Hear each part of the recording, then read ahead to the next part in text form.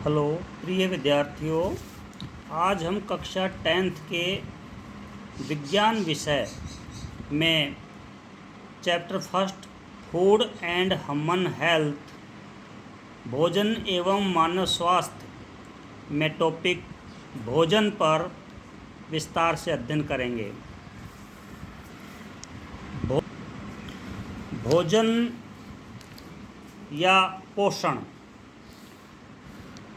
पोषण जीवन का आधार है, अर्थात सभी जीव जंतुओं के लिए भोजन अति आवश्यक है। भोजन के बिना हम जीवित नहीं रह सकते। शरीर के सुचारू संचालन हेतु संतुलित भोजन आवश्यक है।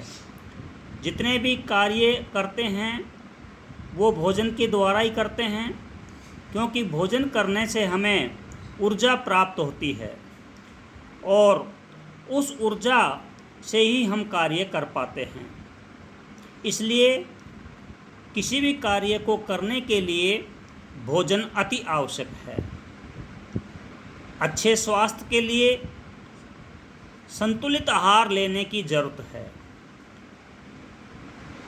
संतुलित आहार लेने की आवश्यकता का अर्थ ये हुआ कि हमें ऐसा भोजन लेना है जिसमें सभी पोषक तत्व विद्यमान हों। संतुलित भोजन कहते किसे हैं? ऐसा भोजन जिसमें भोजन के सभी आवश्यक अवयव उचित मात्रा में उपस्थित हों, उसे संतुलित भोजन कहते हैं। संतुलित भोजन के आवश्यक अवयव कौन कौन से हैं?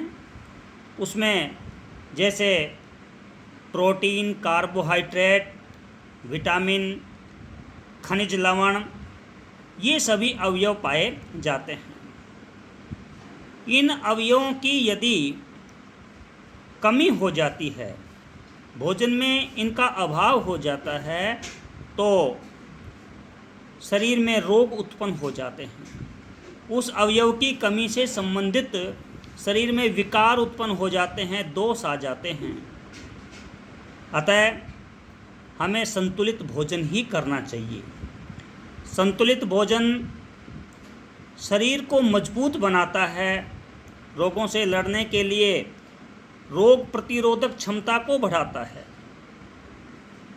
इम्यूनिटी बढ़ाता है।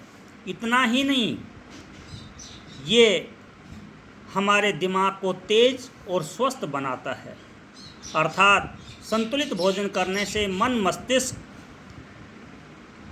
स्वस्थ हो जाता है, तेज़ी से कार्य करना प्रारंभ कर देता है।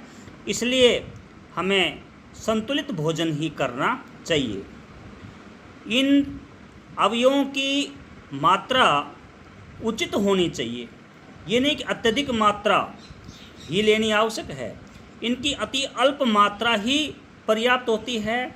उस अति अल्प मात्रा की कमी होने से ही भोजन कुपोषण की श्रेणी में आ जाता है। इसलिए हमें इनकी अति अल्प मात्रा भोजन में लेना अति आवश्यक है, उचित मात्रा लेना अति आवश्यक है। उसके अभाव में हम अस्वस्थ हो सकते हैं और भोजन संतुलित भोजन की श्रेणी में नहीं आएगा यदि इनका अभाव है तो। ठीक है बच्चों, इससे संबंधित यदि कोई प्रॉब्लम हो तो अपन नेक्स्ट वीडियो में उसका सॉल्यूशन करेंगे।